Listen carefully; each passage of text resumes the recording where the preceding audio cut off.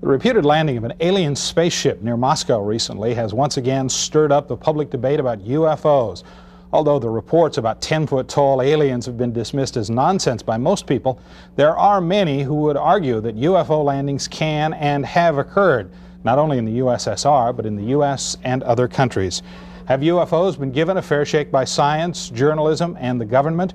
George Knapp joins us now with part one of a cover story series, UFOs, the Best Evidence. George? Well, Gary and Mary Ruth, some people might object to the use of the words UFOs and evidence in the same sentence. However, there is now a staggering amount of information on this subject, collected not by crackpots, but by respected, mainstream, level-headed people who want to know what, if anything, is going on. What we've tried to do is sift through as much of this information as possible to see if there's anything to it. In part one of UFOs, the Best Evidence, we explore whether the subject has been treated fairly by the establishment. If you have a question, feel free to give us a call. Hi, you're next on the Billy Goodman Thing on KVEG. The eggplant that ate Chicago, you remember that, huh? And what was your encounter like, may I ask? Billy Goodman's radio talk show is heard nightly in 10 western states, stretching from Canada to Mexico. Previously, the topic of choice was Elvis Presley's present whereabouts, but the focus drifted into UFOs, and Goodman's phone lines have been lit up ever since. Oh, well, tell us about the last time when you were abducted, the very last time. 3 hours a night, 6 nights a week, the calls come in. Some callers claim to have been abducted by aliens. Other callers say they are aliens. This is pretty wild stuff. Tell me about it. But this is what we get, and it goes on and on and on. The popularity of Goodman's show is but one indication of the persistent public hunger for UFO lore. Despite discouragement by government, science, and religion, this is a story that will not go away. Is it the most pervasive and long-standing mass delusion in human history, or is something else at work here? Prominent sociologists have argued that even if there are no flying saucers or extraterrestrials, the stubborn durability of the UFO legend makes it worthy of study.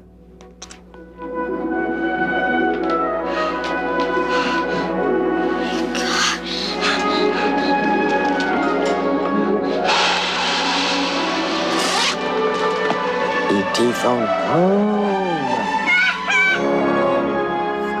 The human fascination with extraterrestrials is reflected in our most popular films and in popular TV programs. ET books are often perched atop bestseller lists.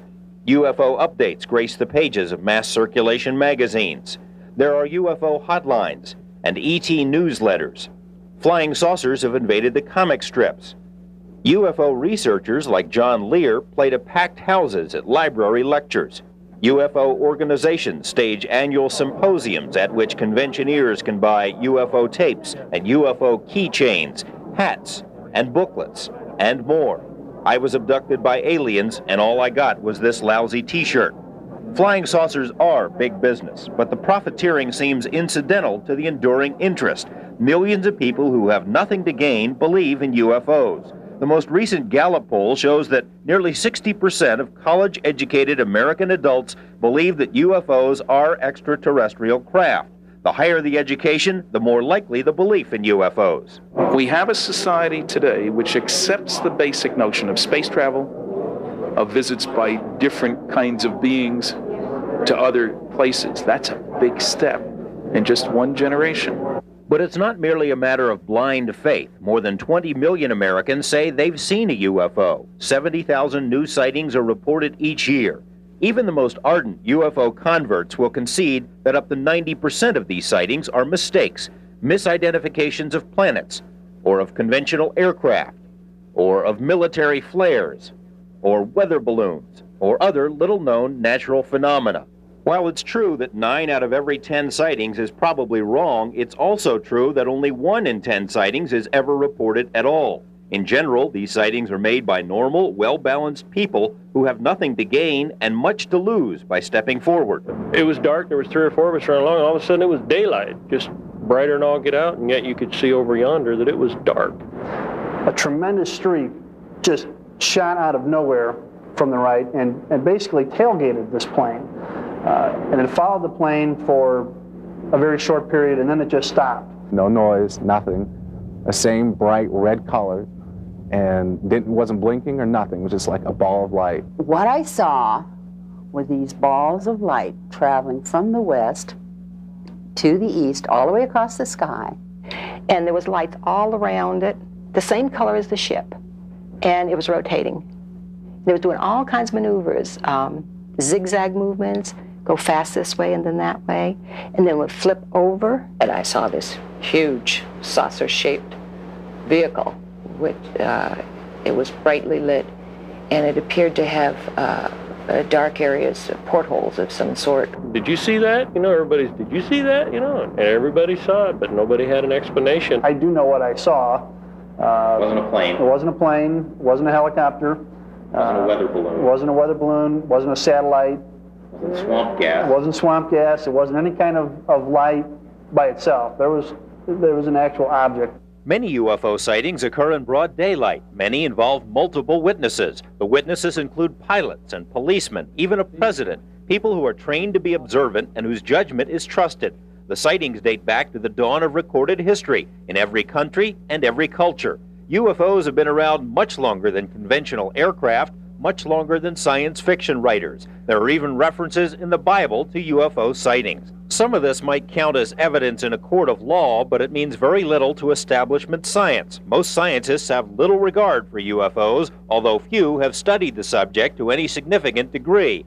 Odd, considering that mainstream science now vigorously believes that intelligent life elsewhere in the universe is a virtual certainty. Even UFO skeptic Carl Sagan has estimated there may be more than 1 million advanced civilizations in our galaxy alone. Congressional hearings have delved into the possibility, and millions of dollars are spent each year listening for radio signals from deep space. But organized science declines to peek over the fence into its own backyard. The probability of there being another civilization both near us and sufficiently close to us in evolution that they would either can or would be willing to communicate, seems to be a fairly rare thing.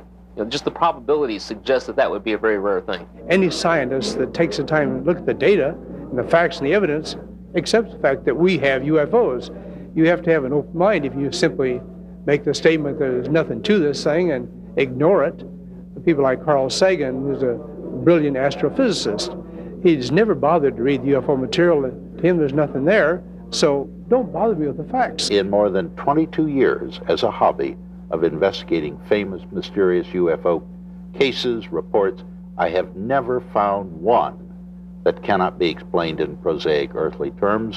Phil KLAS bills himself as the Sherlock Holmes of UFOs and is the world's preeminent debunker. He shows up at nearly all of the UFO conventions, a fly in the ET ointment. Phil KLAS dartboards are best-selling items at many of those same conventions. KLAS takes that as a compliment. His success at belittling or ridiculing UFO sightings is beyond question, but few people will accuse KLAS of sticking to the scientific method. Even UFO doubters concede that KLAS has been dead wrong in his explanations of some sightings, that he distorts astronomy for his own purposes, that he accuses UFO witnesses of being liars or hoaxsters, even though he rarely investigates any sightings personally. Even experienced airline pilots, military pilots, can be grossly in error in what they think they've seen. Many UFO researchers are convinced that KLAS is a government agent. His years of work as editor for the well-connected aerospace mouthpiece Aviation Week and Space Technology is suspicious to some. I cannot believe that anybody could so persistently be wrong, over and over again making claims which are false, demonstrably and so forth, without having been told or doing something that he feels is in the patriotic best interest of the country. He's not so stupid. In the 50s and 60s, it was standard practice for the intelligence agencies to recruit journalists. Mr. KLAS, as the outstanding example of that, was, after all, unmarried, very fast typewriter, electrical engineering background, in Washington, D.C., all kinds of contacts, a perfect person to be a spy for either side, for that matter. And so if he wasn't recruited, somebody goofed. You ever worked for the government in any capacity? Never been paid a penny, except when my dear mother died and I got a Social Security benefit. Phil KLAS and other debunkers don't have to work very hard to create doubt about UFOs. The subject has attracted more than its share of crazies over the years. The U.S. government has officially decreed that UFOs are bunk. Science has followed suit. Have they been studied to the extent that they need to be? I don't think they have been studied to the extent they need to be. There really should be more study, but again, the problem is most credible scientists have other things that they feel safer doing, You know, just because of the fringe elements associated with UFOs. The funding thing hanging over your head, too. I mean, you said you can't get... Oh, hey, you apply to the National Science Foundation, you want to study UFOs, they're going to laugh and throw it out. Without question, there is a strong streak of wacko within the UFO field. Consider the tabloid headlines wherein psychics invite aliens to a Monday night football game, or a girl gives birth to 52 UFO babies, right there alongside the capture of a green Bigfoot and the Wild Bill Hickok was gay expose. Also, psychics and channelers advertise that aliens speak to us through them. I'll tell you what, I'd like to see this sometime. Hey, that's why I'm here, bud. You mean you could do it now? Right now. I want to ask for whatever information comes through to be of interest, perhaps even amusing if that's called for. And whatever energy that comes through do not affect the taping.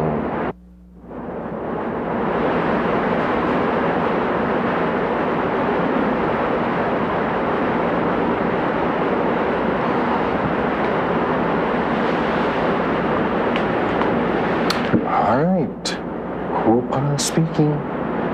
Well, I will respond to questions.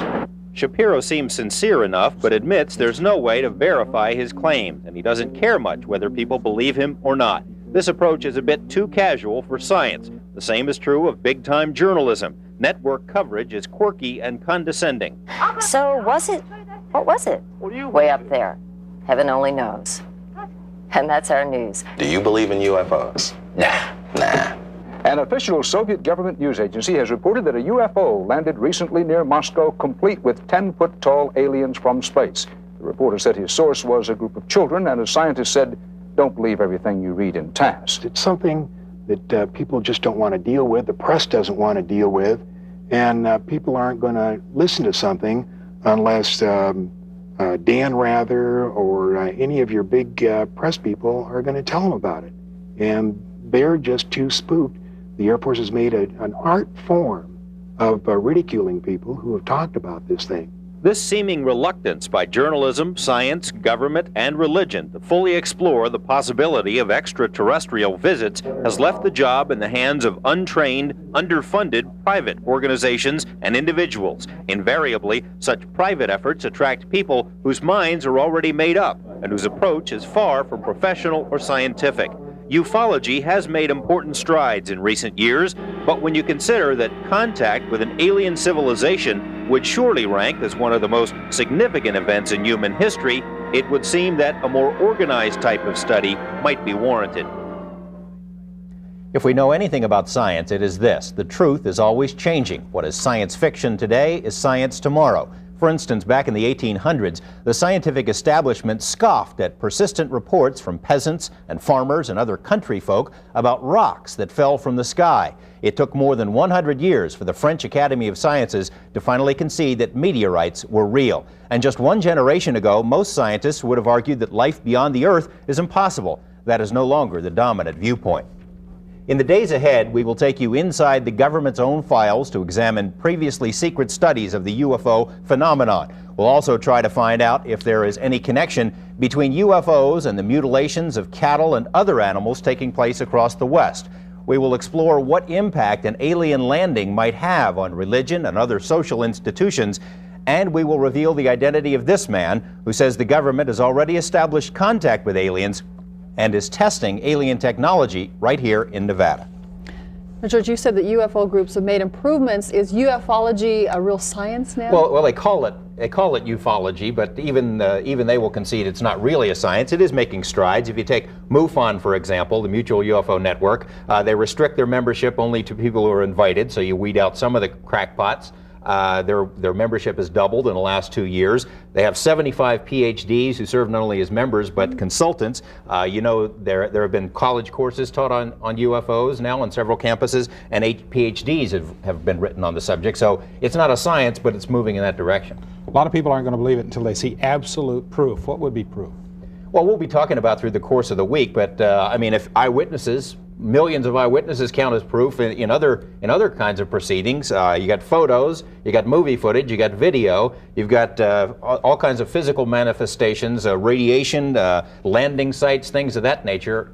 You know, it's the totality is what you really have to look at, and of course we'll be taking a look at what constitutes proof through the course of the next several days. Okay, George. Sounds great. Forward to part two. Thank you, George. The term flying saucer was first coined back in 1947. Businessman Kenneth Arnold, who made the first major UFO sighting of the post-war era, told reporters that the UFOs he saw near Tacoma floated across the sky like a saucer skipping across the water.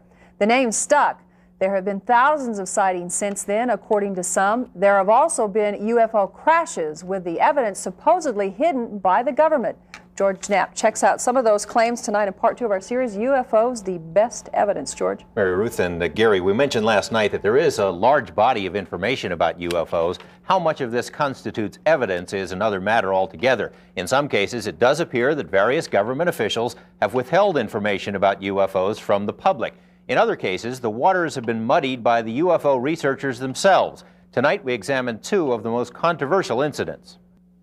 Billy Meier is a one-armed Swiss farmer with a sixth-grade education, an unlikely choice to pull off the world's most sophisticated UFO hoax. Since 1975, Meier says, he's been in contact with cosmonauts from the Pleiades star cluster. Meier isn't the first to claim extraterrestrial visitations, but he is the first to document contact in such stunning detail, with more than 800 photographs of strange aircraft. Not the fuzzy, phony UFO photos the world is accustomed to, but clear daylight pictures of multiple flying discs and identifiable reference points in the foreground and background. The Meier photographs were the best we'd ever seen in 40 years of record keeping. In fact, the quote we kept getting is, "They're too good to be true." Lee Elder says he wanted his face hidden because of some ongoing security work. He also says he was coaxed into investigating the Meier case by retired Air Force Colonel Wendell Stevens. Elder, Stevens, and others spent 5 years chasing after Billy Meier's beam ships. The evidence included the photos, of course, but also film footage and sound recordings. More than 40 eyewitnesses who substantiated Meier's claims, small pieces of strange metal, and reputed landing sites with the same swirling impressions that 10 years later would be associated with UFOs in England and other countries. Instead of turning to UFO researchers, Elders and Stevens went to independent experts for their analysis. An IBM chemist concluded the strange metal was produced in a cold fusion process, a technology that only now is in its infancy on Earth. Hollywood special effects artists said the photos and film footage would be extremely difficult to fake, and computer analysis of the photos by NASA's Jet Propulsion Lab and 2 universities found no evidence of a hoax. The bottom line, outside experts independently decided the Meier material is legitimate. I am personally 98% convinced that Meier did have visitations. 2% I reserve because it didn't happen to me. However, the UFO community, angry at being excluded from the investigation, declared Meier a hoax. Unsubstantiated stories were circulated that the Meier photos were of models suspended from a fishing pole. Number one, what's his motive? It's not ego, it's not money. Number two, how could he do it on the resources he had, $500 equivalent, Swiss francs per month? I don't think one man could hoax this case. I don't think a team of men could hoax it. How do you get 40 people to agree to a hoax over a period of time up to 8-10 years? The Mutual UFO Network, or MUFON, also considers the Meier case to be a hoax, mainly because Meier would not cooperate with MUFON's attempted investigation. UFO hoaxes do happen. People build backyard saucers or take snapshots of flying hubcaps, but fakes are rare. Even the Air Force Project Blue Book found few phonies. The number of hoaxes was fewer than 5%. The number of unknowns were more than 20%. The number of psychological aberrations, beautiful way to say crackpot cases, was 2%. The hoaxers may get more press than they deserve because there are a lot of lazy media people around. It's more than lazy media, though. The Meier case, for instance, illustrates ufology's most glaring weakness, the suspicion and jealousy that permeate the field. It sometimes seems as if everyone wants to be the only one who knows the true UFO story. UFO believers end up using the same tactics as UFO skeptics, ostracizing those whose ideas don't conform. Ask John Lear. His contention that ETs are evil is so far askew from mainstream UFO thinking that some MUFON members resigned during a recent symposium rather than even listen to Lear. Lear was accused of spreading government disinformation, the most serious insult that can be made in UFO circles. Ironically, one man who made that charge, author Bill Moore, admitted at that same symposium that he had been duped into disseminating false data planted by the government. Would the government really go to such lengths to discredit UFO researchers? It has, and it does. Some examples. The first man to make a modern sighting, Kenneth Arnold, was investigated by the FBI, CIA, and IRS. They thought he must be some sort of commie spy to make such a report. Later on, CIA experts devised a systematic program of spying on UFO organizations. In one case, a UFO club was not only infiltrated by the CIA, but CIA agents were elected as its officers. CIA scientists, pondering how to make UFO witnesses keep quiet, talked about getting Walt Disney to produce cartoons that ridiculed UFO sightings. They also planned to get broadcaster Arthur Godfrey involved at one point, and most recently, a former Air Force officer with a long history of spreading false UFO information appeared with his face hidden on a national UFO broadcast to explain that the U.S. has alien beings in its custody and that they love to eat strawberry ice cream. To some, all of this has the makings of a government conspiracy. And that's exactly what it is. The government's been lying to the public for 42 years. It's very, very difficult to go back and say, admit that we've been lying to you. 42 years is a long time for the government to keep anything a secret, let alone something as sensational as UFOs. UFO researchers couldn't agree more. They say there have been huge cracks in the cover-up, but that the public and press haven't been listening. At the center of this whole scenario is the conservative New Mexico town, Roswell, which in 1947 was home to the Roswell Army Air Base. These days, the locals use these old airstrips to race dragsters and the old hangars as an industrial park. But 42 years ago, this is where it all began, the birthplace of what some have called the Cosmic Watergate. What happened on that night in July 1947 sounds like the plot of an old science fiction movie. Residents saw a bright object streak across the sky. 70 miles out of town, it exploded, scattering debris over a large area. Rancher Mac Brazel found the strange metallic fragments and days later reported the matter to authorities. Roswell intelligence officer Major Jesse Marcel was dispatched to the scene to collect the wreckage. One thing I was certain of, being familiar with all air activities, that it was not a weather balloon, nor an aircraft, nor a missile. It was something else of which we didn't know what it was. Marcel said the thin foil-like metal was virtually indestructible, with strange hieroglyphics written on it. In his words, it was not of this earth. Base Commander Colonel William Blanchard, certainly familiar with all aircraft of the day, agreed. He called up his press liaison, Lieutenant Walter Hott. He called and said words to this effect: "We've got pieces of what we think is a flying saucer."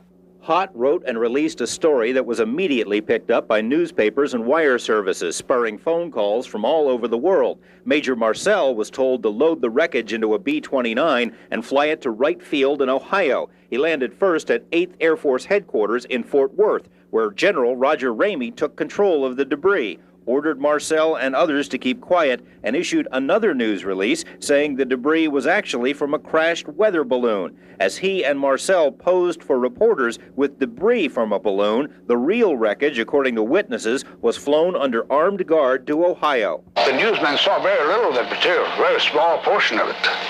And none of the important things, like these members that had these hieroglyphics or markings on. And when the general came in, he told me not to say anything, that he would handle it.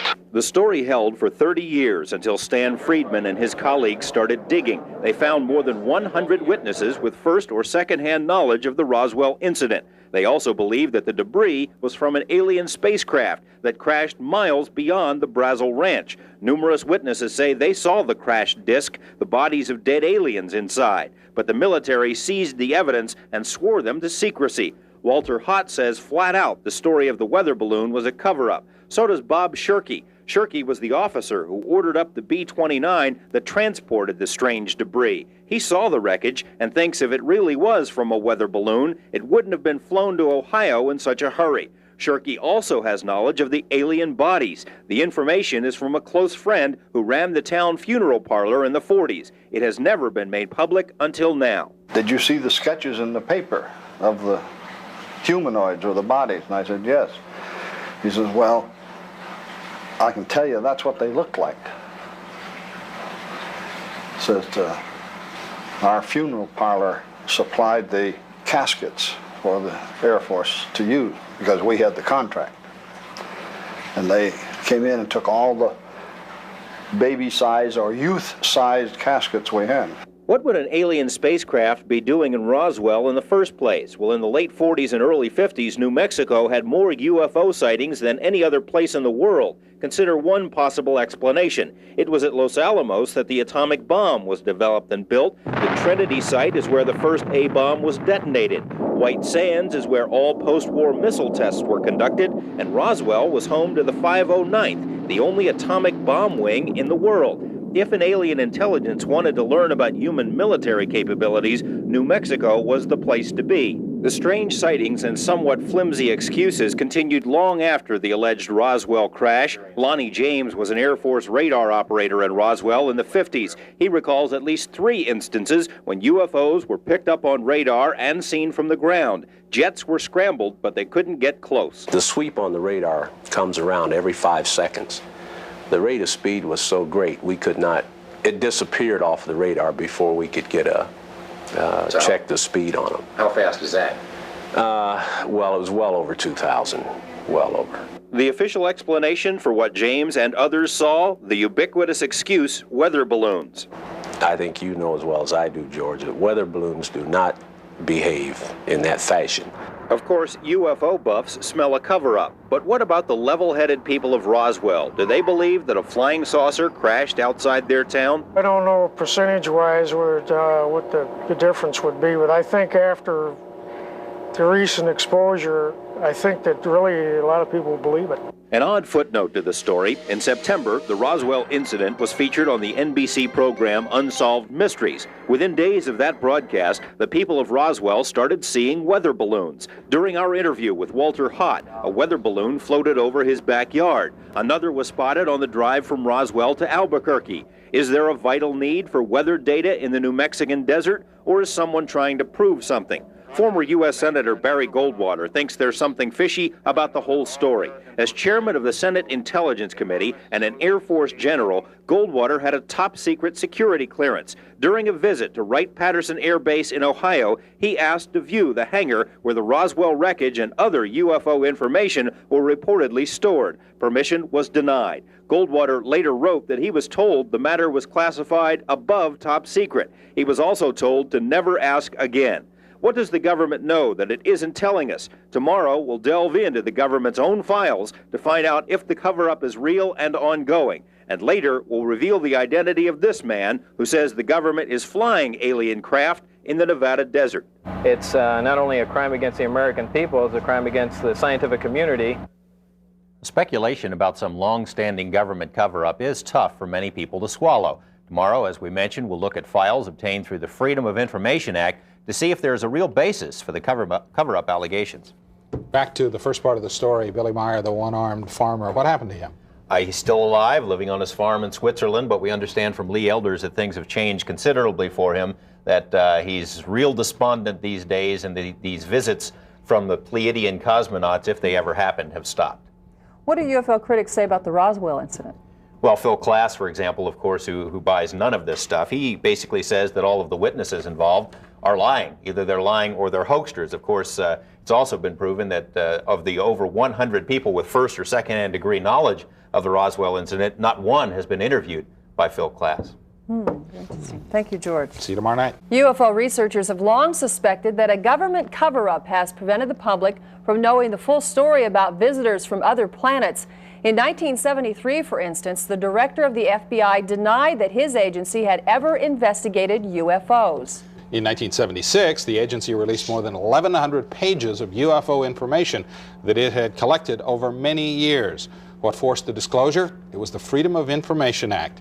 Tonight, in part 3 of our series, UFOs, the Best Evidence, George Knapp reports on other secrets that have been pried out of the government.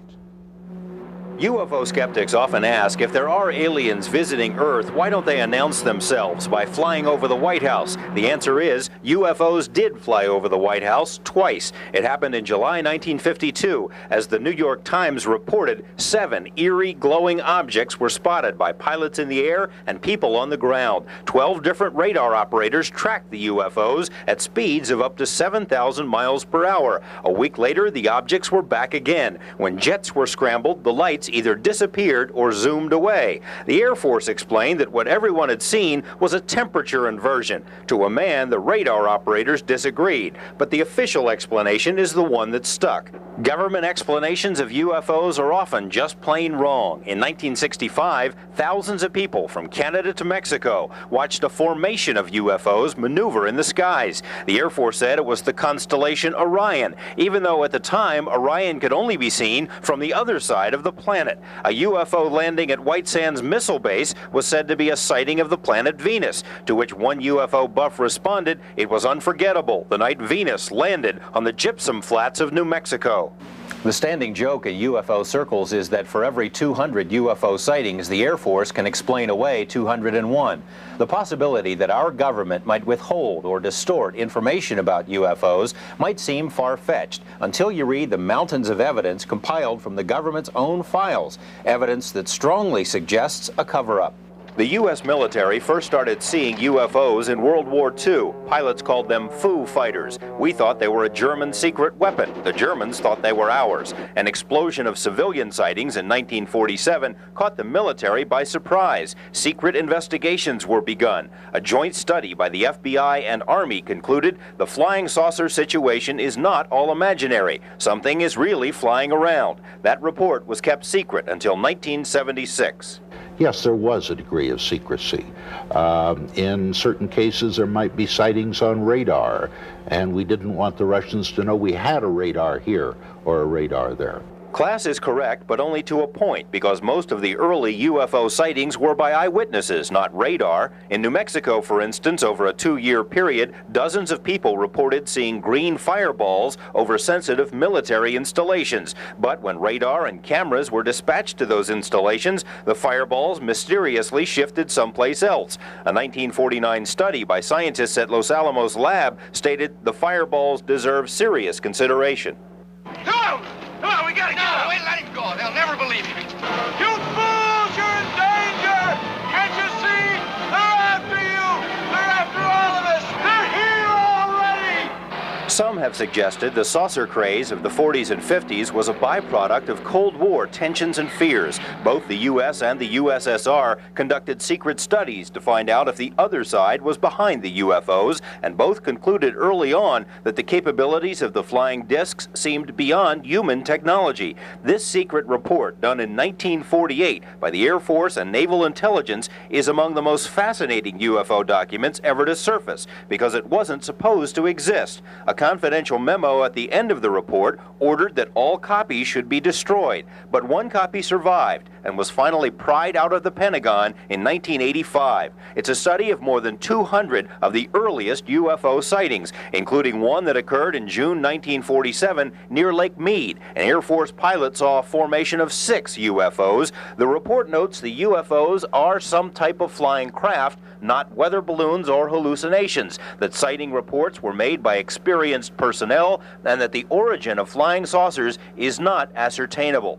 The overall effort to study saucers was called Project Sign, with headquarters at Wright Field in Ohio. In 1949, Sign personnel wrote a top-secret report concluding UFOs were extraterrestrial craft. When the report made it to the desk of Chief of Staff General Hoyt Vandenberg, though, he rejected it and ordered all copies burned. This rejection from the top was, in the view of many, the death knell for objective study of UFOs. A few weeks later, Project Sign produced another final report saying its findings were inconclusive, That report was accepted, and soon after, Project Sign became Project Grudge. Grudge evaluated reports on the premise that UFOs could not exist. According to a later report by the Library of Congress, it was the job of Grudge to explain them all. Despite this slant, 23% of Grudge cases remained a mystery. Grudge staffers decided these cases were psychologically motivated, the first official declaration that people who see UFOs are crazy. The government established an intensive program of ridicule against anyone who said they saw flying saucers, and fear of ridicule was the foundation on which the cover-up was placed. Nobody likes to be ridiculed. The sightings continued nonetheless. In 1952, there were more sightings than the 5 previous years combined, including the Washington, D.C. incidents. Yet another study was launched, Project Blue Book. Blue Book today is notorious in UFO circles as a whitewash. There is considerable evidence the project was far from objective. The man appointed to head Blue Book, Captain Edward Rappelt, says he was told in the very beginning that the powers that be are anti-flying saucer. To stay in favor, it behooves one to follow suit. Rappelt later resigned from the military and wrote a book about what he says was the Blue Book cover-up and the reality of flying saucers. The continued increase in UFO sightings was a source of concern to the CIA, and a new strategy was born, debunking. A group of CIA-connected scientists was assembled in secret to evaluate UFOs. The so-called Robertson panel spent all of 12 hours in a roundtable discussion about a handful of UFO cases. The panel concluded that UFOs are not a threat to national security, but that continued reporting of UFOs is a threat. The recommendation? The government should take immediate steps to strip UFOs of their aura of mystery through a program of public education. The final report even used the term debunking. The debunking included spying on UFO witnesses and the infiltration of UFO organizations by the CIA and FBI. The Air Force tried to insinuate that saucers were earthly inventions by leaking information about an unwieldy craft called the Avro Disc. A two-seater ready soon may be the car or chopper of the future. Help wanted, a crew of little green men. The strategy included the silencing of military personnel through intimidation. Bill Cooper served in both the Air Force and the Navy and says he and 3 other sailors witnessed a UFO off the coast of Hawaii. When we arrived back in port, we were debriefed by Office of Naval Intelligence officer who basically the gist of the debriefing was you didn't see anything and you're not going to talk about anything, and if you do, you're going to be in deep trouble. A similar order was issued to hundreds of airmen at a base in Alaska who watched 2 UFOs play cat and mouse with Air Force jets. One witness, who asked to remain anonymous, recalls the order that was issued. A gag order, in essence, that what you thought you saw and heard on the previous day to this directive, you did not see and you did not hear. And it did not happen. Even retired military personnel have felt the squeeze. If you were of my vintage and you were retired from the military and someone said you open your mouth and that's the end of your retirement pay, you think not only once, you think quite a few times. For 3 decades, the military has publicly scoffed at UFOs, but it's been another matter behind the scenes. A secret order issued to Air Force base commanders in 1960 stated UFOs should be treated as, quote, serious business, directly related to national security. Public pressure spurred Congress to hold hearings about UFOs in the mid-60s, and the Air Force decided enough is enough. It commissioned what was to be the ultimate UFO study, conducted by Edward Condon of the University of Colorado. Condon was a respected scientist, but was hardly impartial about UFOs. Before the study even began, he said in a speech that the government should get out of the UFO business. There's nothing to it. He later wrote the authors of UFO books should be horsewhipped. There is even evidence that the study's conclusions were written before the project even began. To the surprise of few, the committee declared that further study of UFOs would be a waste of time. The Air Force used this as its reason to finally end Project Blue Book. None of the evidence that I have examined would indicate any proof at all that we are being visited by extraterrestrials. We have not been hiding anything. The investigations have been made public.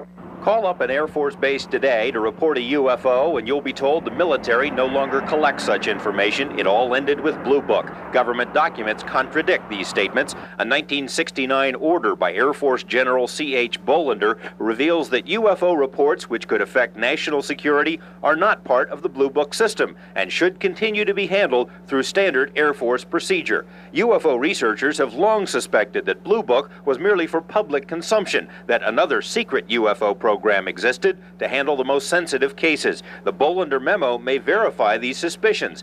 There are other indications that the policy continues. Kirtland Air Force Base in Albuquerque has been the site of numerous UFO incidents, including 4 separate incidents in August 1980. Security police reported UFO landings in and around nuclear weapons storage areas. Base radar equipment was knocked out during the landings. A secret Air Force report about the incident states the Air Force is no longer publicly active in UFO research, but still has an interest in all UFO sightings over Air Force installations. The document also reveals that several other government agencies actively investigate legitimate sightings through covert cover. Does this mean CIA? The CIA responds to UFO requests in this fashion. There is no CIA program to actively collect information on UFOs, nor has there been one since the 1950s. This statement flies in the face of numerous reports squeezed out of the agency by Freedom of Information lawsuits. A series of internal memos dated 1976 make repeated references to UFO research, UFO studies, CIA UFO experts, and agency personnel who are monitoring the UFO phenomenon. The reluctance to admit an interest in UFOs dates back at least to 1952. An internal letter from CIA's weapons chief states it is strongly urged that no indication of CIA interest reach the press or public in light of their alarmist tendencies. Officially, CIA and other government agencies say their lack of interest is because UFOs pose no threat to national security. Yet UFOs have made alarming intrusions at our most sensitive military bases. As the Washington Post reported, UFOs visited 5 separate nuclear missile launch sites near the Canadian border during a 2-week period in 1975, one right after the other. In at least one case, the UFOs tampered with the launch codes of ICBM missiles. Fighter planes were unable to catch the UFOs, which makes the government explanation that these were mystery helicopters seem specious. Mystery helicopters that can outrace F-16s visiting nuclear missile bases? If this isn't national security, what is? Oddly, the government has used the national security excuse to withhold UFO data. Stan Friedman and others fought all the way to the Supreme Court to get UFO documents from the National Security Agency. All they got was a summary of the documents. Here it is, legal affidavit, NSA, and so forth. The trouble is, as you start to go through this document, you rather quickly find that a lot of it isn't really there. And I won't stop because you'll see how many pages are really full of good information.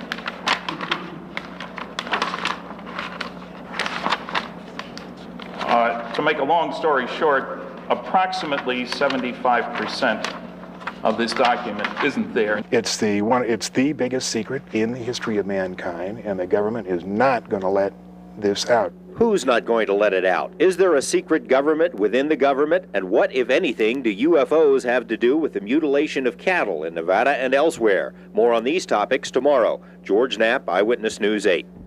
Tomorrow night, George continues a look at the UFOs and the debate about their existence. Part 4 focuses on numerous encounters between UFOs and American astronauts. One of the most persistent stories surrounding the UFO phenomenon is that UFOs have made a practice of following American space missions. Several astronauts have been quoted about the deep space encounters, but there has been no official confirmation of such contact. Tonight, in Part 4 of UFOs, The Best Evidence, George Knapp looks at NASA policies regarding ETs. He'll also find out if there is a connection between UFOs and the mutilation of thousands of animals. We should warn you that some of the photos you're about to see are graphic. In March 1989, the crew of the Space Shuttle Discovery may have discovered something unexpected. A ham radio operator claims to have picked up the voice of Discovery pilot Colonel John Blaha speaking on a secret NASA channel. Houston, this is Discovery. We still have the alien spacecraft under observance. Is this really the voice of Blaha claiming to have an alien spacecraft under observance? Listen to the recording again, then listen to Blaha during a later transmission. Houston, this is Discovery. We still have the alien spacecraft under observance. It's a shame we can't be here all the time with a permanent manned space station. We ought to get in that direction. NASA says it is not the voice of Blaha. However, UFOs have reportedly dogged the U.S. space program since the very beginning. UFO researchers claim that NASA's own logs show that virtually all of the early Gemini and Apollo missions encountered UFOs. NASA has explained most of these sightings as space debris or solar flares, but some of its own astronauts have disagreed. UFO sightings have been reported by James Lovell, James McDivitt, Wally Schirra, Deke Slayton, Gordon Cooper, and others. Cooper went so far as to write a letter in 1978 to a United Nations panel on UFOs, saying that he and others had seen UFOs, but that astronauts are very reluctant to discuss the topic. He also stated these are extraterrestrial vehicles visiting this planet from other planets. Cooper has since recanted his statements, but won't say why. Attempts were made to contact Cooper and the other astronauts, but no responses were received. NASA's official policy states that it is not engaged in any UFO research, nor is any other government agency. Still, it's interesting to note that NASA has, since 1977, been the government's only official mouthpiece for UFO information. It's also true that NASA has extensive written policies governing encounters with extraterrestrial life forms, and agency documents contain suggested procedures that should be followed in the event that contact is made with an ET civilization. UFO researchers believe these policies were created because the government knows a lot more about alien life forms than it's telling us. If there is a cover-up, who is calling the shots? Many people believe that there's a secret government within the government, something called MJ-12 or Magic 12 or Majestic. This document is easily the most controversial in UFO circles. It is supposedly a briefing document prepared in 1952 for President-elect Dwight Eisenhower, explaining that a secret group of scientists and military men had been created by President Truman to study the UFO situation and to keep a lid on it. The chief scientist in MJ-12 was said to have been presidential science advisor Dr. Vannevar Bush. If it's a legitimate document, it establishes, one, that a flying saucer crashed, two, that the wreckage was recovered, 1947, three, that the government has successfully kept that secret since that time, four, that a very high-level group, including, as it happens, the first four directors of Central Intelligence, first Secretary of Defense, etc., was set up, established to deal with that. Friedman was given a $16,000 grant by a UFO group to research the legitimacy of the MJ-12 document. He has since found other government memos that refer to MJ-12, as well as additional supporting material. However, arguments about the legitimacy of the briefing document have raged in UFO circles for years. Arguments about such minutiae as typewriter brands, date placements, and phraseology. I've tried to deal with every argument, and there are dozens that have been made by the noisy negativists. All kinds of format and style, and they wouldn't have done this, that, or the other thing. I've found that none of those arguments stand up. However, Philip KLAS and others have cast so many aspersions on the MJ-12 document that even die-hard UFO buffs now doubt its legitimacy. But they don't automatically reject everything in it. Whoever forged it, if it's a forgery, may have included enough real information to confuse things, and perhaps to lead researchers on a wild alien chase. There is independent confirmation of some of the MJ-12 details from highly reliable sources. Wilbert Smith, a respected scientist for the Canadian government in the 1950s, wrote this top-secret memo to his superiors, describing his talks with American scientists. Said Smith, in the U.S., the matter is classified higher than the H-bomb. Flying saucers do exist, and they're being studied by a small group headed by Vannevar Bush. This memo was enough to convince the Canadian government to establish its own UFO study program just 2 weeks later. Another source of confirmation is Dr. Robert Sarbacher, president of the Washington Institute of Technology, a key member of the Manhattan Project, and a scientist of impeccable credentials. In this 1983 letter, Sarbacher admitted matter-of-factly that Vannevar Bush was involved with secret UFO research, that crashed disks and alien bodies had been recovered, and that UFOs were highly classified. Even UFO skeptics have had difficulty giving Sarbacher the brush off. If there is or was an MJ-12, it may have had good reasons for keeping UFOs a secret. Perhaps most compelling is that humans can't presume to know why aliens are here, if they are here. the behavior ascribed to ETs by various witnesses is so foreign to us as to seem unfathomable. One of the weirdest activities attributed to aliens is the bizarre mutilation of animals. Scattered stories of carved-up livestock and strange lights in the sky date back to the 1890s in the U.S., but it wasn't until the early 1970s that a pattern began to emerge. A mutilation explosion rocked Midwestern, then Western states. Then, as now, the main targets were cows, although horses, deer, pigs, goats, and other animals have received similar treatment. Today, nearly 15,000 mutilation reports have been received. Most often, the phantom surgeons remove sex organs, udders, rectums, eyes, or ears. The carcasses are usually drained of blood, but blood is rarely found on the ground. There are occasional burn marks on or around the dead beasts, and the cutting is performed with scalpel-like precision. It's hard to visualize or even comprehend why someone would drive up and kill an animal and then take the male parts out. I don't know. It's beyond me to, it's beyond me to understand it. Former State Senator Floyd Lamb has lost 2 prize bulls to the mystery mutilations. Like many ranchers, he's self-reliant and didn't bother to file police reports. His Lincoln County ranch sits adjacent to the Nevada test site, so he's seen his share of odd things over the years, but he hasn't got a clue about who is carving up cattle. I don't know I don't understand that. Some kook.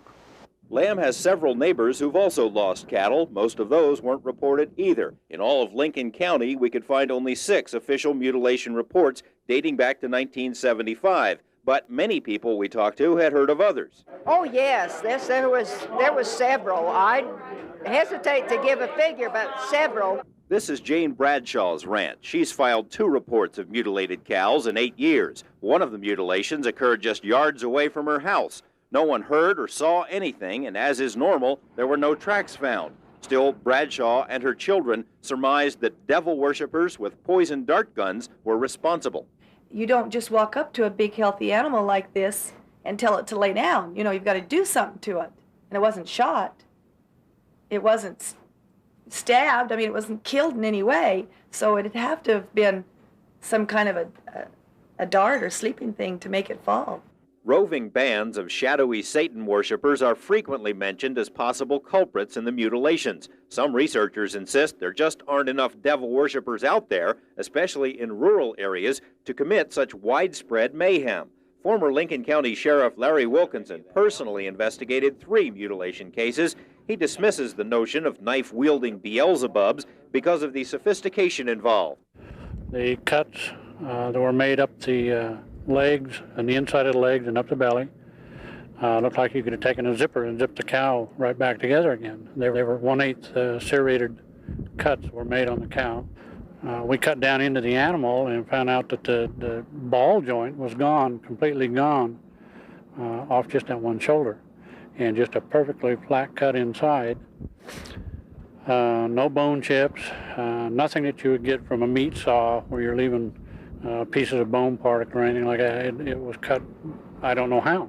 Some government researchers have blamed predators for some mutilations, but the likelihood of a mountain lion making an incision like a cookie cutter seems remote, and coyotes have never fared well against living, breathing cows. The Bradshaw family insists that neither predators nor any other animal was responsible because not even maggots would come near the carcasses. Several weeks later, I think the coyotes finally did touch the animal's head, you know, try eating on its head, but they wouldn't touch the body, which is odd because they're scavengers and they'll eat anything. Documentary filmmaker Linda Howe refers to the mutilations as an alien harvest. Howe has followed up on hundreds of cases and says whatever cut open these cattle didn't use a knife or pinking shears. Pathologists have told Howe that the cuts went between rather than through the animal's microscopic cells. A laser capable of doing such work would approximate the size of an office desk, hard to cart out into an open pasture. Howe's investigations have found an unusually high correlation between mutilations and UFO sightings. In some cases, the strange lights in the sky are soon followed by mystery helicopters, leading some to speculate that the UFO mutilators are being monitored themselves by someone with a lot of helicopters. The lack of blood or tracks, the sophistication of the cuts, occasional tripod-like indentations found near the bodies, to how and others this all adds up to UFOs. I've never counted UFOs out, and I still don't to this day. I've seen some weird things over this mountain at night. That's towards the test site. Then what do they do? Well, I just remember some kind of a bright light going up and coming down. Whitley Strieber, who's written 2 best-selling books about alien abductions of humans, doesn't think the mutilations of cows are so weird. It could be that if they are visitors from another planet, they use the cattle for the same reason we do. And it's true that the things that are done to the cattle are quite horrible, but if you think the visitors are the only ones doing horrible things to the cattle, I recommend that you visit a slaughterhouse. But is it food or some other use the UFOs have for cows? Scientists have only recently discovered a remarkable similarity between the chromosomes of cattle and of people. The possibility of some genetic experiment associated with this strange harvest is enough to make one shudder. The proximity of the Lincoln County incidents to the Nevada test site and the ultra-secret Area 51 is also of interest to some. There's a long-standing suspicion that Area 51 is an alien haven, a place where UFOs drift through the night sky. The stories recently prompted radio host Billy Goodman to organize a field trip to the outskirts of 51. Nearly 100 people unfolded their lawn chairs, unfurled their American flags, and sat back to await E.T. What we need is a real strong, positive attitude. When you get yourself in position, zero in on your area and try to make something come your way. They don't get clouds in the summertime out here. They don't get much rain out here. This is a classic mothership appearance. But those expecting a mothership were somewhat disappointed. On this night, there were several false sightings, car lights, stars, and other explainable objects. And it all took place under the watchful eye of Lincoln County deputies. Well, I came up here to try and see if I could see some UFOs, basically. But I've driven further on for a lot crazier things. Straight up! Straight up! It's moving, look how fast it's going. I knew, my ears rang when it came over. Despite the ringing ears, no flying saucers were seen while our camera was present, but the faithful say they saw unexplainable lights later that night. These days, Area 51, adjacent to Groom Lake, has become a nightly desert hangout for UFO believers. Is it a modern folk legend, or is something really going on here? Tomorrow, a scientist who says he worked on flying saucers. George Knapp, Eyewitness News 8. I guess we'll get more on that tomorrow. This week in our series of reports on UFOs, we learned a number of things. That not everybody who sees a UFO is crazy, that our government has lied about UFO information, that it's withheld UFO files, and even spied on UFO witnesses. We've also heard from scientists who say life elsewhere in the universe is virtually a certainty. And we heard that a majority of Americans believe that UFOs are real and come from space. Tonight, in part 5 of his report, George Knapp introduces us to a local man with an amazing and disturbing story. George. Gary and Mary Ruth, we've been working on this story for a long time, and we'll tell you right up front that it's going to be hard to swallow at first. This week, we've heard the contention of UFO researchers that there's a secret government within our government. While that may be hard to believe coming from the UFO perspective, we've certainly learned in Watergate and the Iran-Contra scandal that factions within our government can and do pursue their own hidden agendas outside of the law, outside the control of Congress, or the knowledge of the American people. This is exactly the type of operation we'll hear about tonight. It's a chilling scenario with worldwide implications that may have its roots right here. Area 51, that mysterious corner of the Nevada test site, is no longer much of a secret. The fact that secretive things go on here is a given, even to the Soviets, who make daily spy flights over the facility to take a peek at what's going on. These photos, never before shown in public, are about as close as anyone will ever come to seeing what the place looks like again. The dry bed of Groom Lake, corrugated metal buildings, a 3-mile-long runway, and some highly sophisticated radar and detection equipment.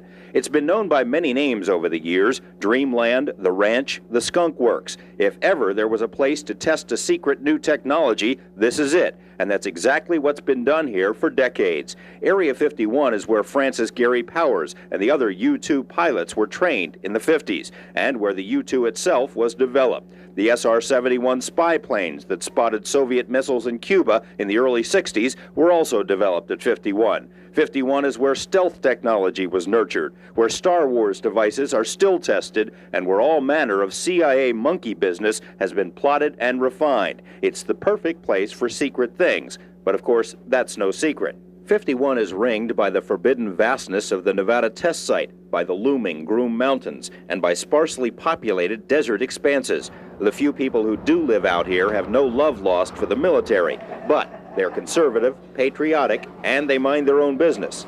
You ever see stuff you can't explain? Sure, lots of stuff. Care to elaborate? No. Happy anniversary to you. On any given night at the Rachel Bar and Grill, you might find 3 or 4 people who work at Area 51, there amid the flowing Budweisers and cowboy hats. You might find them, but they aren't going to talk to you, not about the things they've seen over the mountains. A steady trickle of curiosity seekers flows through here, strangers drawn by strange stories of lights in the night sky. Their questions also go unanswered. No one who's worked at Dreamland has ever publicly acknowledged what so many people have suspected for years, that alien technology is being tested in the Nevada desert. The speculation first surfaced in documents obtained by UFO researchers, documents about something called Project Aquarius. The documents, allegedly prepared for an organization called MJ-12, state that a program to fly recovered alien spacecraft was established in 1972 and is continuing in Nevada. The National Security Agency has confirmed it does have a Project Aquarius, but denies it has anything to do with flying saucers. NSA will not say what Project Aquarius is. Speculation was heightened in 1984 when the Air Force seized nearly 90,000 acres around Groom Lake. The action was, by most accounts, illegal. During congressional hearings about the land grab, Congressman John Seiberling grilled the military about the legal authority used in the action and was told the authority was at a much, much higher level than the Air Force. Seiberling asked what authority is higher than the laws of the United States. The Air Force official said he could respond, but only in a closed briefing. In 1987, when the Air Force sought to renew its stranglehold on the Groom Range, news articles once again mentioned the talk about alien spacecraft, and subsequent articles in national magazines quoted unnamed sources about things of alien origin flying in Nevada, things that would make filmmaker George Lucas drool.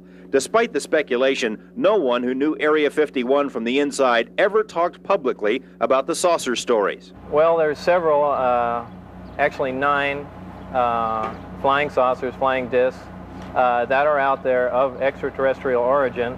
The live interview with the shadowy Dennis drew international attention. Portions were broadcast by radio in 6 European countries and in a nationally televised TV special in Japan. Actually 9 flying saucers, flying discs. Despite numerous inquiries and feelers, Dennis has remained anonymous until now. His real name is Robert Lazar, a young scientist with eclectic interests. The choice of Dennis was an inside joke. He says that's the name of his superior at Groom Lake. It wasn't a joke to Dennis. He called right after and he said, "Do you have any idea what we're going to do to you now?" And I said, "Well, no." And he hung up the phone. Lazar's story is, by any standards, fantastic. He says he's telling it in order to protect himself. He says he was hired to work at an area called S4, which is a few miles south of Groom Lake. At S4, he says, are flying saucers, antimatter reactors, and other working examples of technology that is seemingly beyond human capabilities. Right, this came from somewhere else. I mean, as bizarre as that is to believe, but I mean, it's there. I saw it. I know what the current state of the art is in physics, and it can't be done. Checking out Lazar's credentials proved to be a difficult task. He says he earned degrees in physics and electronics, but the schools we contacted say they've never heard of him. He also said he worked as a physicist at Los Alamos National Lab, where he experimented with one of the world's largest particle beam accelerators, a half-mile-long behemoth capable of generating 700 million volts. Los Alamos officials told us they had no records of a Robert Lazar ever working there.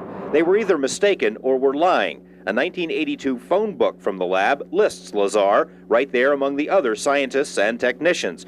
A 1982 clipping from the Los Alamos newspaper profiled Lazar and his interest in jet cars. It, too, mentioned his employment at the lab as a physicist. We called Los Alamos again. An exasperated official told us he still had no records on Lazar. EG&G, which is where Lazar says he was interviewed for the job at S4, also has no records. It's as if someone has made him disappear. Well, they're trying to make me a non-person. Explain. You called where? Well, the schools that I went to, the hospital that I was born at,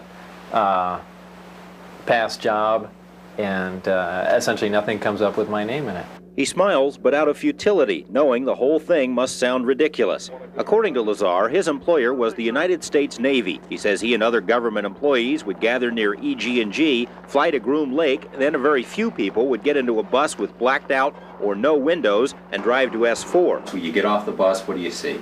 It's a very interesting building. It's got a slope of probably about 30 degrees, which are hangar doors. And it has textured paint on it, but it looks like sand. It's made to look like the side of the mountain that it's in, whether it's to disguise it from satellite photographs or what. He says he was never told exactly what he'd be working on, but figured it had something to do with advanced propulsion. On his first day, he was told to read a series of briefings and immediately realized how advanced the propulsion was. The power source is an antimatter reactor. They run gravity amplifiers. There's actually two parts to the drive mechanism. It's a bizarre technology. There's no physical hookup between any of the systems in there. They use gravity as a wave, using waveguides, almost like microwaves. It took a while, Lazar says, before he actually saw one of the flying discs. However, there were hints everywhere. Right, they had a poster, and it looked like a commercial poster almost, like it was lithographed and you could buy it at a Kmart or something. But they were all over the place, and it had the disc that I coined the term the sport model. Was lifted off the ground about 3 feet at area S4 on the dry lake there, and the caption on the bottom said "They're here," and those are just all over the place. Later, he got to see the real thing. When I was let in, it was the first time I saw the sport model in the hangar, sitting down, and I was told they could have walked me in the front door, but they purposely wanted to walk me by it. I was told not to say anything and just keep my eyes forward and walk past the disc into the office area. And I did, and as we went by it, I just kind of stuck my hands on it just to run it alongside the thing, and that was about the smallest time. After that, I got to see it actually lift off the ground and operate. But you also, in between that, you saw more than one. Yeah. The hangars are all connected together, and there are large bay doors between each one. And there were 9 total that I saw, each one being different. Like they had the assortment pack. Security at S4 was oppressive, Lazar says, and his superiors used fear and intimidation almost as a brainwashing tool. It did everything but physically hurt me. Put a gun to your head? Yeah. And said what? Actually put a gun to your head? Well, they did that even in the original security briefings. They had guards there with M16s, and guys slamming their finger into my chest, screaming in my ear, some people pointing weapons at me. Like I said, it's not a good place to work.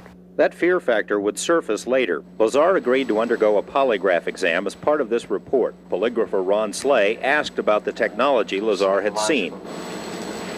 Did you knowingly lie when you said you had actually seen anti-gravity propulsion in operation? No.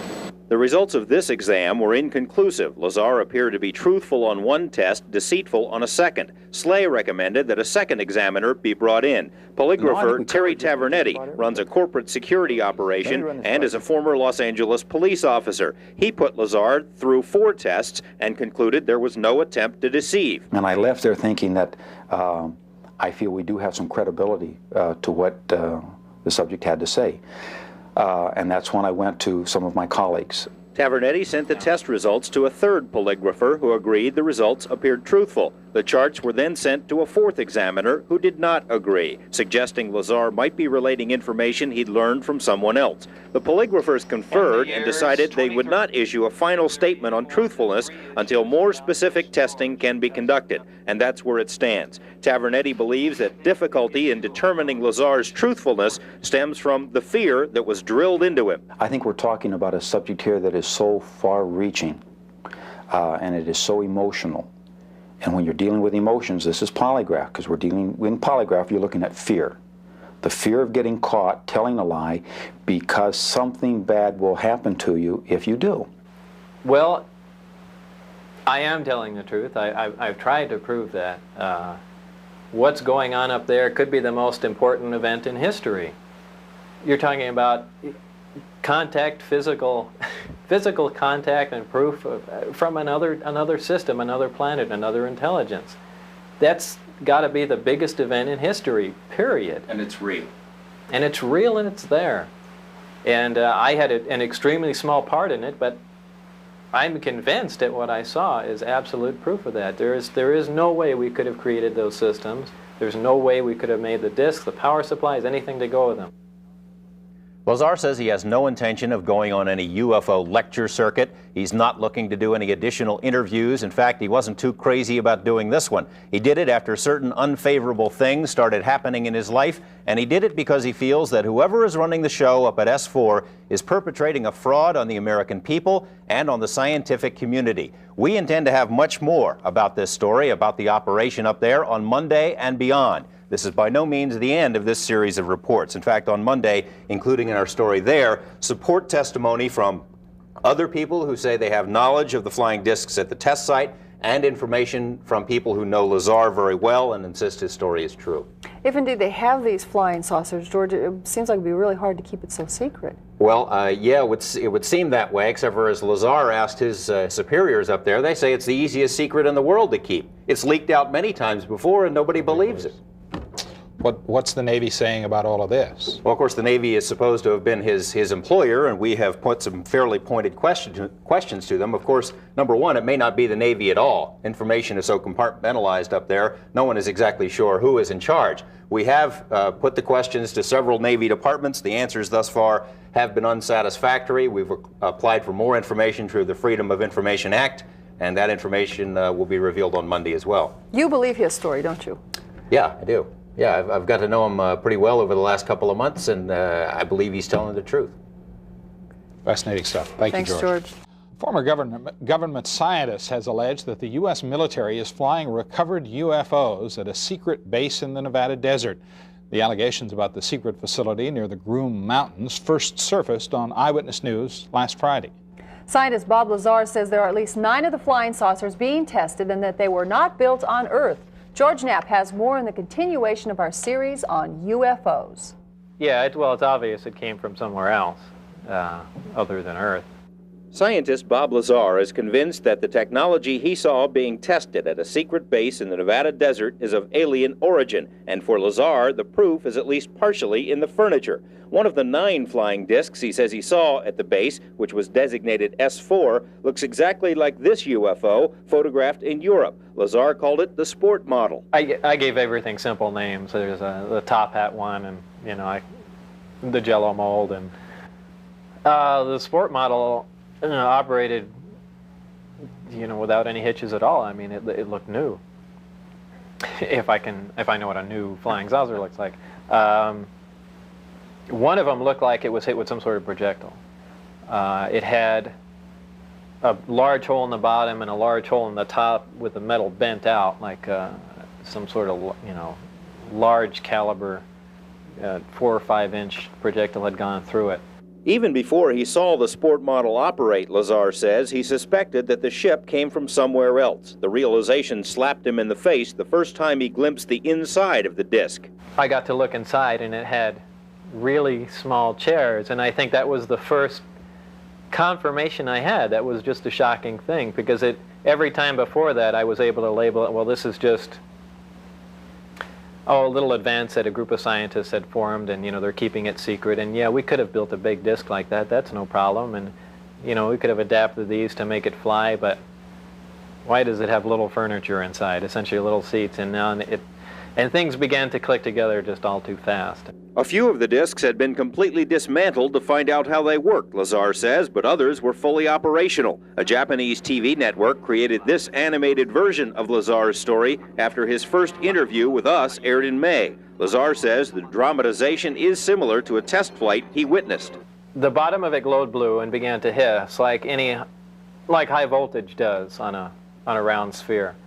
It's my impression that the reason that they're round and have no sharp edges is to contain the high voltage, like if you've seen on in high voltage systems, insulators, things are round, or else you get a corona discharge. In either case, it began to hiss. It's in high voltage, and it lifted off the ground quietly, except with that little hiss in the background, and then that stopped as soon as it reached about 20, 30 feet. Lazar says the test of the sport model was a short one, that it made only a few moves before setting back down. He didn't see who was actually flying the craft, but was very impressed nonetheless. Well, there's no action-reaction system to it. There's no, like in a jet engine, exhaust gas being thrown out, no propeller, no noise. It's just, for all intents and purposes, magic. To Lazar's knowledge, the flying discs are not being used for, say, any flights to Jupiter. He says excessive caution and intense secrecy contributed to the plodding pace of the program and were a main source of his disenchantment. It's just unfair, outright, not to put it in the hands of the overall scientific community. There are people that are much more capable of dealing with this information, and by this time would have gotten a lot further along than this select group, select small group of people working out in the middle of the desert.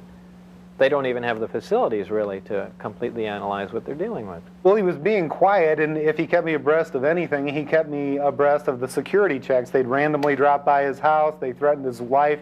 They threatened his wife's life. They had done all that, so we really didn't converse. I mean, he really was adhering to the program. Gene Huff is a Las Vegas real estate appraiser, a regular guy who just happens to have a friend in the flying saucer business. He learned about Lazar's S4 experiences only after a long period. Lazar is anxious for people to know that he didn't just run right out and spill the secrets of the universe, and that some things are properly kept confidential. I did not believe that this should be a security matter. Some of it, sure. But just the concept that there's definite proof, and we even have articles from another world, another system. You just can't not tell everyone. A lot of people don't believe that, but I do. When he reached what felt like his bursting point, he took Huff and a few others to the edge of the Groom Mountains to see the flights for themselves. A total of 5 witnesses on 2 consecutive weeks managed to dodge security patrols long enough to see the strange glowing object lift above the mountains. It came up above the same mountain. It moved around. It did a step move. It actually went up in the air like this and hovered, then dropped way down. Then it just floated around and cruised around, and then it started coming up the mountain range. This home videotape was recorded during one of the trips to the Groom Mountains. No, what? Did you see that move it did? No, I didn't. It went like this. It went vroom, vroom. Wow, look how bright it's getting. Look at it now. Getting bright. Not Here, bright enough for me to get the son of a bitch. Here, hold on, right here.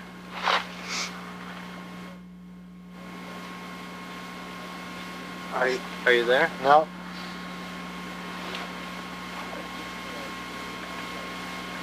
It is bright right now. Admittedly, the tape proves very little by itself because with the distance and darkness, there are no reference points other than the alleged flying disc. But Lazar's information about the time and location of the test flights proved correct, not once, but twice. That, according to our off-camera interviews with each of the other witnesses. Gene Huff describes his second sighting. Through the telescope, we had seen it was an elliptically shaped light. You know, that's about, because you can only get so close, even with a telescope, to a secure facility. Anyway, it came by up by us very rapidly. It glowed and glowed brighter like a sun, and we almost got the feeling it was going to explode. It glowed so bright, and we backed up behind the car. Then it went down. It glowed back up a little bit, and very softly glided back over back where the mountains where it came up, hovered for a while, and then just sat down, just like you see in the movies. Bob Lazar isn't the only person to claim inside knowledge of the flying discs at the test site. He's just the only person to say so publicly. We have communicated with several people who say they know of the saucer program. A technician in a highly sensitive position told us it is, quote, common knowledge among those with high security clearances that recovered alien discs are stored at the Nevada test site.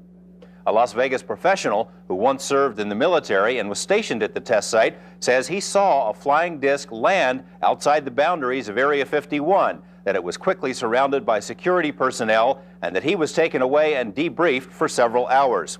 A man who once worked at Groom Lake as a technician, at our request, wrote this letter explaining how he inadvertently walked into the wrong hangar and saw what appeared to be a large metallic disc under a tarp. It was being examined by men in lab coats. And an airman who worked at Nellis at a radar installation says he and his fellow servicemen watched over a period of 5 nights unusual objects flying over the Groom Mountains. He says the radar images indicate the objects zoomed into range at speeds of 7,000 miles per hour and then would stop on a dime, and that nothing we have is capable of doing that. The airman says that when word of his sighting got out, he was ordered to turn off his radar sensors for that area and told to keep quiet about the matter because it did not happen. None of this means that the military is actually flying alien spacecraft in the Nevada desert. It could all perhaps be explained to some other secret program. Lazar insists that's not the case. We put the matter to the U.S. Navy, which, according to Lazar, is running the saucer show. 4 different naval offices were contacted. All denied having any information in their files. The Naval Research Lab said it conducted a thorough search but found zip. Naval Intelligence said much the same thing, adding it is not required to create a file where one doesn't exist. A side note, we also requested files on a UFO sighting over Tremonton, Utah in 1952. The Navy spent more than 1,000 hours studying film of that sighting, a fact that's been noted in several publications. But for purposes of our request, the Navy couldn't find those files either. The group that runs this project, whether it really is the Navy or they just say that, apparently these people have executive power. They don't report to anyone. Tomorrow, more troubling allegations about the military potential of alien technology. George Knapp, Eyewitness News 8. Astronomer and UFO skeptic Carl Sagan once remarked that we cannot discount the possibility that alien evangelists are wandering the universe, looking for souls to save. Sagan does not believe that aliens have visited Earth yet, but a lot of other people do. A confirmed contact with them would certainly change the way we all look at the world, and it might even affect our religious beliefs. Tonight, in the continuation of our series on UFOs, George Knapp talks with religious leaders and also looks at the possibility that aliens have been abducting humans.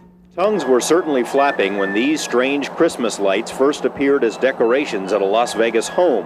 The odd combination of a star and swastika raised the specter of Christmas Nazis or Noel skinheads. Paulette and George Ficou laugh at such interpretations. The symbol in the Christmas lights is the same one they wear around their necks. They say it's an interplanetary symbol of goodwill, a beacon to our space brethren to come on down. What's the basic message here? The basic is we was created in laboratory by the extraterrestrial. The Ficous belong to what's called the Raelian movement, named for its prophet Rael, a former French journalist who says he was told by ETs to spread the gospel. The Raelians, now 30,000 strong worldwide, believe that space beings created humans through genetic experimentation. They firmly believe that Jesus, Moses, and Buddha were, like Rael, ET emissaries, but they don't think their faith must necessarily clash with mainstream religions. But like Rael say, if you are really good Catholic, good people, you believe, in God, in Jesus, but the way you are, and you feel good in your body, that's the more important. Yeah. Mm-hmm. That's it, don't change. Raelians aren't the first to see the parallels between religion and the UFO experience. The Bible is filled with events that, if taken literally, can just as easily be interpreted as encounters with aliens as with angels. The prophet Ezekiel reported seeing a bright fiery cloud in the sky from which 4 creatures emerged and wheels the color of burnished brass. Zechariah says he lifted his eyes and saw a flying roll, 10 by 20 cubits. A pillar of fire led the Jews out of Egypt and hovered over the Red Sea when it parted. A bright star followed Mary and Joseph, and Jesus was lifted into a cloud and carried away, according to his disciples.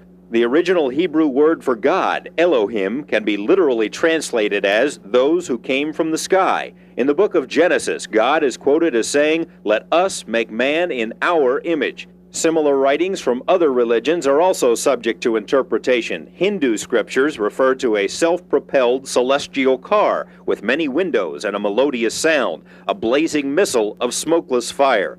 Brigham Young of the Mormon faith wrote that mankind is the offspring of parents brought here from another planet.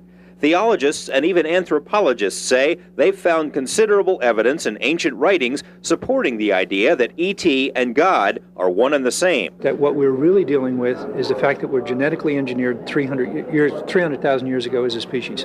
All the archaeological data that we have at this point points to it. Between 4,000 and 8,000 BC, we had just been going along and for hundreds of thousands of years not doing anything. All of a sudden, bang, we started making pottery, invented the wheel, invented fire, and everything took off. What was the key that did that? I don't know, but it causes one to think.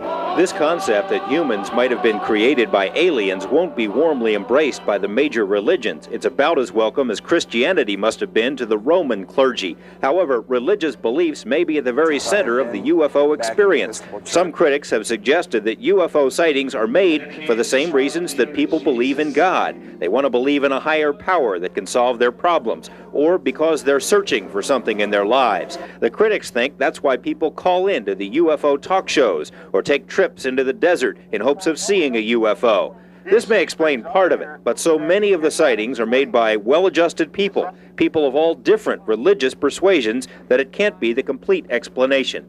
Major religions aren't necessarily opposed to the belief that there's life elsewhere in the universe. One Catholic leader told us that a confirmation of alien life wouldn't change much at all in the Catholic faith. Others concur. One of the most beautiful things that was ever said about this to me was said by a priest, an old friend and I think a wonderful priest, who said that nothing like this can do anything except increase the glory of God, and I think he's quite right. Dr. Don Christensen, a Mormon stake president, says Mormons are confident there is life elsewhere. Well, basically, we believe that God, through the Savior Jesus Christ, created this earth and peopled it, that we're sons and daughters of God, and that other similar earths have and maybe will be created. Christensen says actual contact with alien life wouldn't change Mormon beliefs at all, but he doesn't buy the concept that UFOs and angels are the same. No, I think the only thing I would point out is I think what people refer to as UFOs and what we talk about as angels or heavenly visitations are two separate things. The Jewish faith also seems to have little trouble accepting the concept of life elsewhere. However, UFO true believers think despite this liberal view, religions will have to make adjustments because aliens aren't just out there. Religion is going to have to deal with the fact that it's not just here. We're going to have to deal, as important as the Copernican revolution, the Earth isn't the center of the universe. Now, man isn't the center. Some people have trouble with that. The radio astronomers think they're going to discover aliens and they're going to act as the middlemen to society, giving them all the secrets of the universe. That has nothing to do with dealing today with aliens being here now. One of the few religious doctrines that has difficulty with the alien concept is the fundamentalist Christian view. Many fundamentalists say UFOs are definitely real, but are satanic in origin. Author Whitley Strieber presents what could be an even greater challenge to contemporary religious thought. Strieber is one of thousands of people who claims to have been abducted by aliens. The alleged encounters follow the same scenario over and over again. Small gray beings with big heads and dark oval eyes pick up a subject, take them off on board a craft, perform medical exams, and then drop them off. Strieber has written 2 best-selling books about his experiences at his cabin in New York. This experience, because it happens at the edge between dream and reality and seems so caught up in mythological symbolism and things like that, it seems to me has got something to do with the soul, and that it may be that that is the primary issue here. I don't know. We don't know much about the soul in our life, in our world, but maybe the visitors are not so blind to the soul as we are. Maybe they do understand it more. Housewife Elka Emmons is one of those who's experienced so-called missing time. She says a UFO followed her car for miles and landed in her backyard. And at that point, I panicked. And I shut off all the lights, and I went upstairs, and I hid in the corner of the bedroom. And as I told you, I sat there for what seemed to be no more than a minute or 2. And then I woke up in the morning.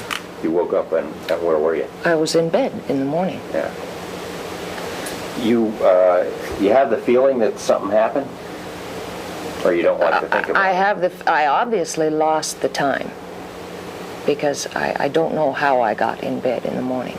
Emmons fears undergoing hypnotic regression as a means of remembering what happened that night, but many other people have tried it. Their stories are remarkably similar. Psychologists say that's because the human mind will make things up to fill in the gaps. They also say UFOs are so common in the media that the alien hypothesis has been drilled into everyone's subconscious.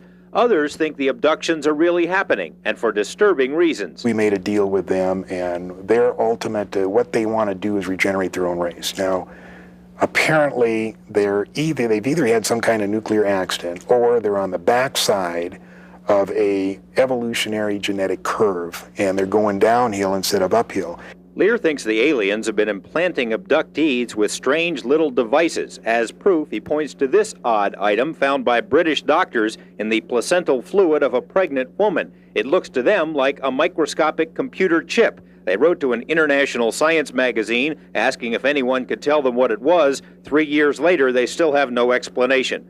This dark side of the UFO phenomenon has given rise to all sorts of conspiracy theories about why they're here and why they remain hidden. Tomorrow, in the conclusion of this series, we'll examine some of these ideas. George Knapp, Eyewitness News 8. Some people say that the UFO cover-up may have something to do with the assassination of John Kennedy. We will look at that tomorrow. The worldwide interest in UFOs just won't go away. Despite discouragement from governments and science and religion, people all over the planet suspect that something is going on and that world governments are hiding something. Will we ever find out the full UFO story? George Knapp joins us now with the conclusion of our series, UFOs, the Best Evidence. George? Mary Ruth and Gary, a few days ago in the comic strip Calvin and Hobbes, Calvin, the little boy in the strip, is contemplating the destruction of the environment. He says to Hobbes, the surest sign that intelligent life exists elsewhere is that none of it has tried to contact us. Calvin may be on to something. As we've learned this week, there is considerable body of information suggesting that the Earth has been visited, but we still don't have the smoking gun. We don't have absolute proof that would be needed to answer our questions one way or the other. Tonight, we look at some possible reasons why solid answers are so hard to come by, and a word of warning, some of the descriptions in this story are graphic. This is not a question of a legitimate national security. This is a question of a few civilian and military thugs usurping the constitutional authority of the Senate and the Congress and the citizens of these United States of America to cover up an illegal transaction made with an alien nation in which American lives were traded for highly advanced technology. If you're looking for the ultimate conspiracy, UFOs are for you. The story has it all. Aliens from outer space in secret alliance with a government cabal controlled by the Trilateral Commission, selling drugs to finance flying saucer research in a plan to take over the world and put us all in slave labor camps. UFO buff Bill Cooper, for one, says it's all true and that he read it in secret briefings while serving as a naval intelligence officer. No such conspiracy theory would be complete without tying in the John Kennedy assassination. Some UFO people point to this enhanced film of JFK's murder as proof that the gunman was actually the limo driver, a government agent. If you watch it enough times, it almost appears the driver reaches around with his left arm and points a shiny object at Kennedy just as the bullet strikes the president. But what does any of this have to do with UFOs? President Kennedy had taken offense to the sale of drugs to the American people to finance the black projects, and that he thought the American people should know what was happening and that aliens were here and be able to decide their own fate. And for that reason, he had to be killed. Former military officer Bill English says he read the same secret UFO reports as Cooper. He believes space aliens are here to eat us and says he saw evidence of that while serving in Vietnam when he was sent into the jungle to recover a B-52 that had disappeared after encountering a UFO. English says the plane was found intact, but the crew had been mutilated. Sexual organs have been removed, anuses have been removed, cord to the colon. Blood had been drained from the bodies completely. As far as we were able to tell at that time, there was no blood whatsoever in the aircraft. Most people associated with UFO research don't buy this dark side of the alien hypothesis, although they do believe there's an ongoing conspiracy of silence involving all of the world's major governments. With so much conjecture and so little hard information, it's extremely difficult to sift through the fabrications and fairy tales. But it's clear the subject has caught the attention of some of the greatest minds of this century. Winston Churchill demanded to know the meaning of flying saucers and commissioned a secret British study back in the 1950s. President Harry Truman, suspected by some of creating a panel known as Majestic 12 to study UFOs, stated if they are real, they're not from Earth. Other prominent names have dropped more tantalizing hints. Dr. Hermann Oberth, the father of modern rocketry, made his beliefs clear that flying saucers were from beyond our solar system. Dr. Werner von Braun, in explaining why an American rocket test had mysteriously gone awry, made this statement suggesting that humans were already in contact with a power from beyond. He declined to elaborate. General Douglas MacArthur was more specific, boldly predicting that the Earth would one day have to unite to defend itself against aliens. General George Marshall confided to a close friend that UFOs are real and that by hovering over our military bases, they've proven they could blow us to bits if they wanted to. Future President Gerald Ford said in the mid-1960s the American people should be enlightened on the subject of UFOs. So why hasn't this happened? If you accept the gloomy vision of Bill Cooper and Bill English and others, then the government might have good reasons for keeping the truth from the public. In fact, classified studies done for NASA and the CIA have concluded that widespread panic would be a real possibility if contact with aliens was made official. But those studies were made decades ago, and our views of ETs have certainly changed. I think the public can handle it. I think we've been brainwashed pretty thoroughly. If you watch television in the morning, it's all spaced out stuff. You know, Gumpy was abducted and, you know, this kind of thing.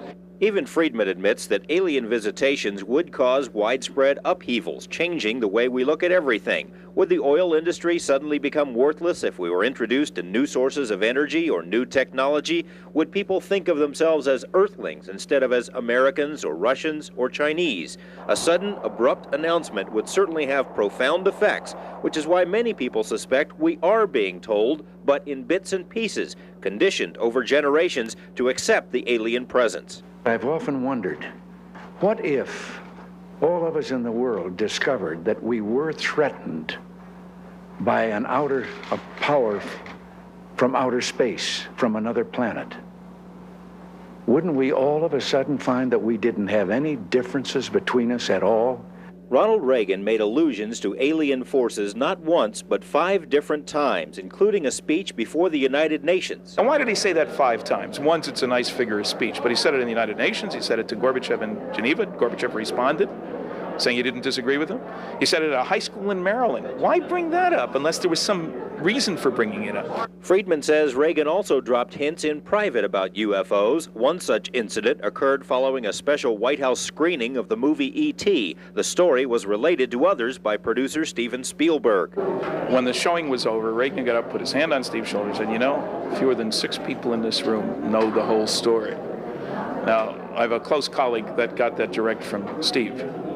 What I'm saying is our society has been brainwashed. The possibility that the government is using the mass media to influence our attitudes about UFOs is an intriguing one and not without at least circumstantial support. Consider the general tone of 1950s sci-fi movies. Grotesque, evil aliens were on Earth to conquer and destroy. It's a far cry from the gentle space creatures we know from today's films. It's interesting to note that Steven Spielberg's Close Encounters of the Third Kind had as its scientific advisor this bit actor with the goatee, otherwise known as Dr. J. Allen Hynek, who was chief scientist in the Air Force's Project Blue Book. On television, we've got ALF and Alien Nation, different approaches to the theme of humans adjusting to an alien presence. Some UFO researchers are convinced that major corporations are participating in the indoctrination process. Even in the print media, you see this sort of thing constantly. This is a corporate advertisement by Amoco Oil that runs in Phil Klass's favorite magazine, Aviation Week and Space Technology. And there's no direct reference in the dialogue to this high technology advertisement other than the picture itself. And I think what they're trying to tell us is that the picture speaks for itself. Would private interests participate in the conspiracy? In 1969, several requests were put to the Rand Corporation for copies of a UFO study it had reportedly done for the government. Rand denied any knowledge of such a study, but here it is, written just a few months before the requests for copies were made, and concluding that the UFO field deserved much more study than it was getting at the time. Senator Barry Goldwater also alluded to a gradual release of UFO information. Goldwater had tried to gain access to UFO files and was turned down, but he confided in a letter he'd been told a plan was underway to release the UFO story to the public.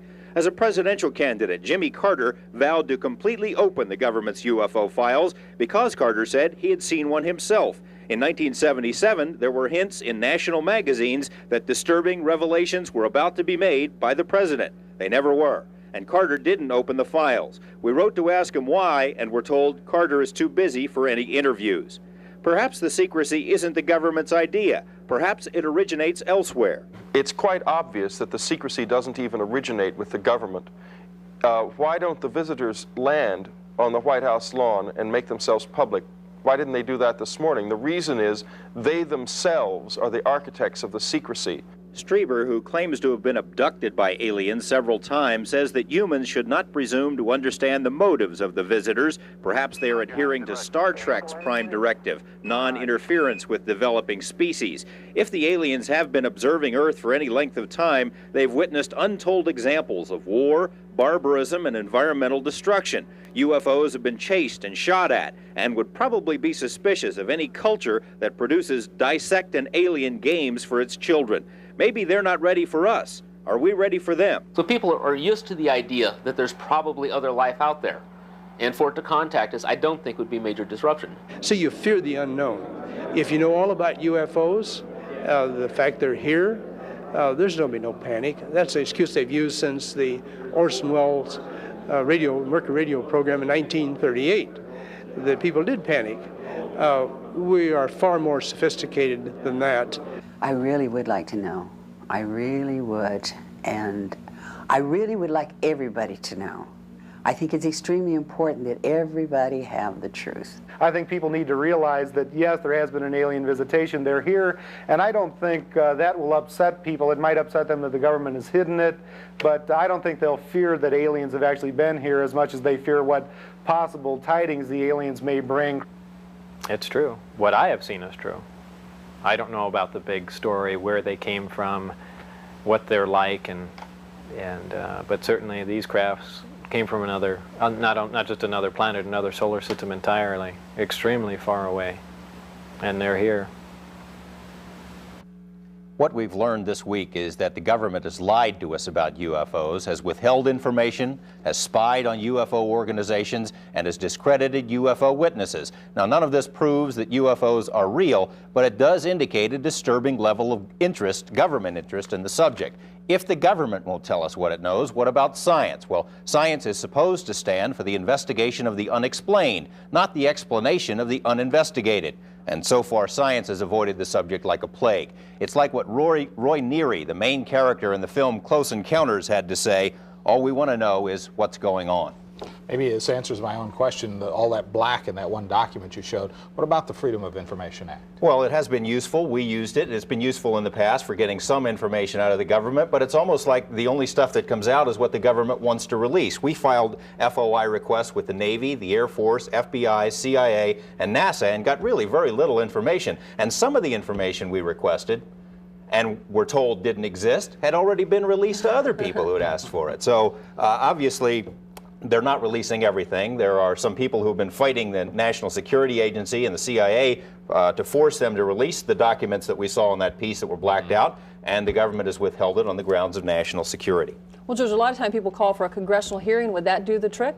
Well, I think Congress has held hearings on the subject twice before, once in 1966 and once in 1968. In 66, only the Air Force was allowed to testify. In 68, the witnesses were allowed to talk about UFOs, but they couldn't blast the Air Force to talk about Project Blue Book. Now, if they were going to have another congressional hearing, they'd have to make sure, for purposes of public satisfaction, that it was completely unrelated to government people. People without ties to the CIA, people like that could not be involved with the investigation. We should also point out, though, if you want to get get the real story on this. There are people probably watching this program right now who know a lot about this subject, living right here in Nevada. And our number is in the phone book. We should point out some of these people have already called us, and that this investigation will continue, and that we're planning a 2-hour special, including all the stories we've done so far, later on in this month. Okay. It has been fascinating.